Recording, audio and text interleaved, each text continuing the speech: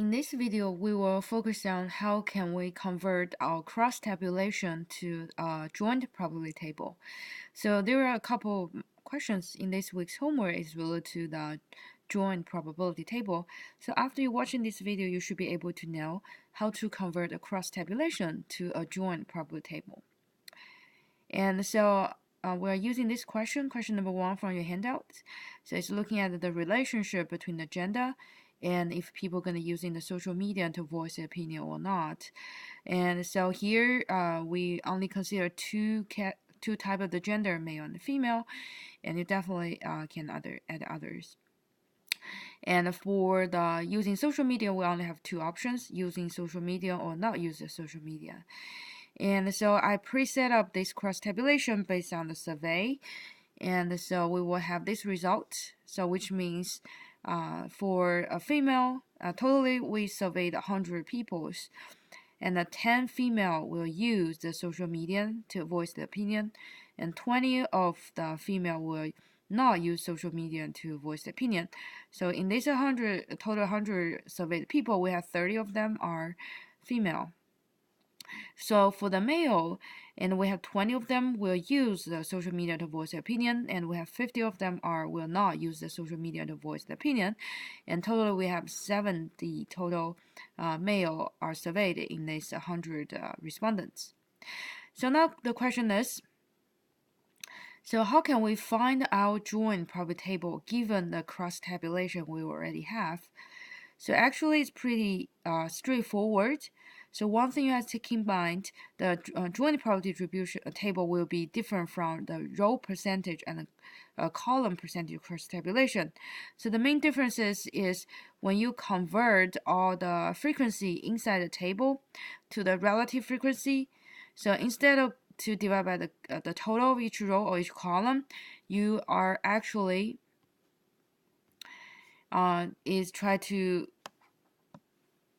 what you are trying to do here is try to divide by your sample size, 100.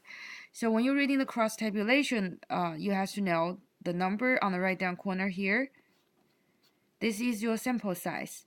So to convert cross-tabulation to the joint probability table, what you need to do is using each frequency divided by your total sample size. So for instance, for this cell, in order to convert 10 to the joint probability table's probability, so what you need to do is you're using 10 divided by 100. And the same thing you can do for this cell. This is 20, and we are using 20 divided by 100. And then the same thing for here, 30 divided by 100. And also here, 70 divided by 100.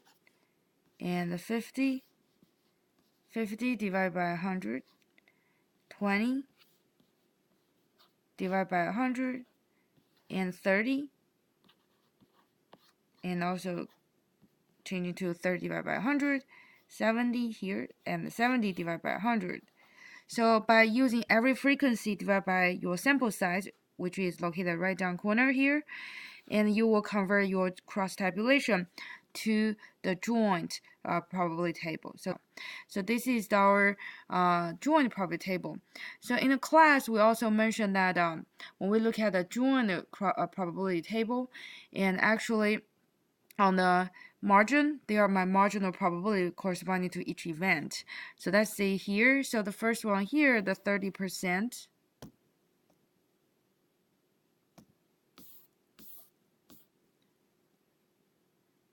So when you're looking at here, so this 30% means you have 30% of the sample are female, and 70% of them are male. And 30% of people will use social media to voice opinion, and 70% of people will not use the social media to voice their opinion. So this will be the marginal probability. So everything inside of the table, such as 10%, 20%. So they are the probability for the intersection of the two events, such as 10% here. So this 10% means the chance to have a female and use the social media to voice opinion is 10%. So both events has to happen at the same time, female and using the social media. And also from the joint probability table, we also can find the mutually exclusive event. As I mentioned in the class, in order to find mutually exclusive event, you only need to find event located in the same row or same column. So for instance, female and male, they're located in the same column, so they are actually mutually exclusive event. So which means if you're female, you cannot be male. If you're male, you cannot be female. And the same thing for using social media to voice your opinion and not using the social media voice your opinion. So they are in the same rows. So these two events will be mutually exclusive event as well. So you either using social media or not using the social media. You cannot do both. So they are both a mutually exclusive event. So this is how to read the joint probability table. So now we will look at the question after we finish question number A. Number B, what is probability of respondent is a female? So now we go back to look at our table. We just explained it. And so in order to answer this question, we are looking for the probability F. So the chance to have the female. So we know the answer will be here, 30%. So 30% chance we have female. Let's look at question number C.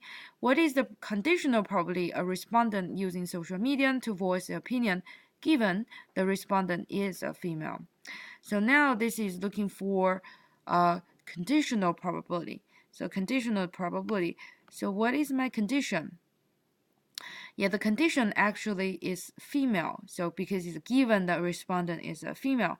So we're looking for given the respondent is a female, this is my condition. We're looking for the probability of using the social media. So if we translate this question to the notation we learned in the class, so question number C, we're looking for the probability given it is a female, and we are looking for what's the chance they'll use the social media. So this is probability we are looking for. So how can we figure it out? In the class, we mentioned we have a formula based on the definition for the conditional probability. So we are using the probability of U intersect F divided by the probability of the condition, which is a female.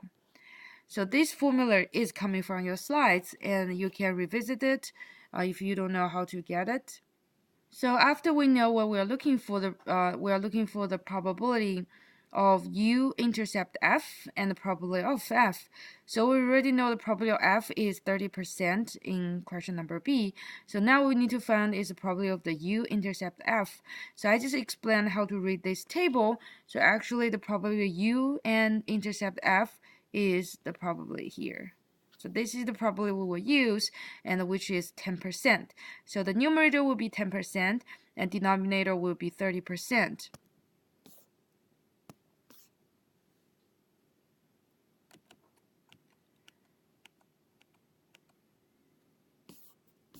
So then we will plug in the numbers. So this will equal to 0.1 divided by 0.3, and then we will end up 33.33%. So which means given it's a female, the chance for she gonna using the social media will be equal to 33.33%. So this is question number C. And the next question, and so question number D, are event A, female, and B, using the social media to voice opinion independent?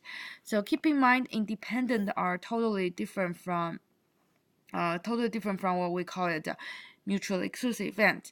So in order to show the event are independent, you have to use the definition of the independent to prove it. So there is a question to ask you in the homework whether the two events are independent. So this question will help you to understand how to answer it.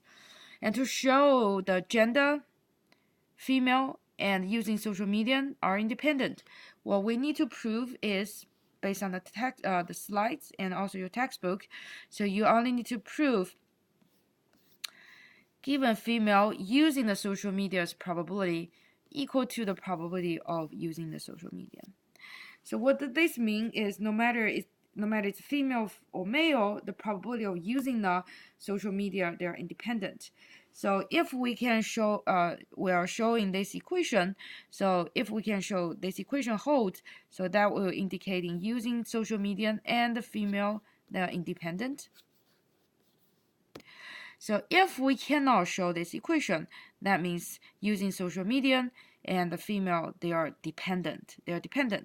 So now we just need to find what's the probability U given F and what's the probability of U. And so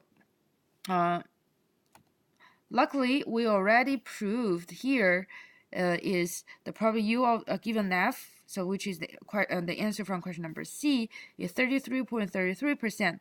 So now we need to find what's the probability for people using the social media. So the chance for people using the social media, which is here, 30%. So 30% of the people were using the social media. So now let's go back to look at here. So the probability of using social media given female is 33.33%, and people using the social media is 30%. So obviously 33.33% is not equal to 30%. So what does this mean? As I just explained it, so this means using the social media and F female, they actually depend on each other. So you can see we didn't using any tuition to decide if they are dependent or independent, because you cannot do it. You actually have to use the formula I'm showing you on the slides and also on in this video to prove if the two events they are independent or not. And so if you forget how to find this formula, make sure you look at the slides. We have the definition for the independent events. So how we prove the two events are independent. So general idea is, as just mentioned, you only need to show given the one condition happen, it doesn't affect the probability of another event. So that's basically what we mean about independent.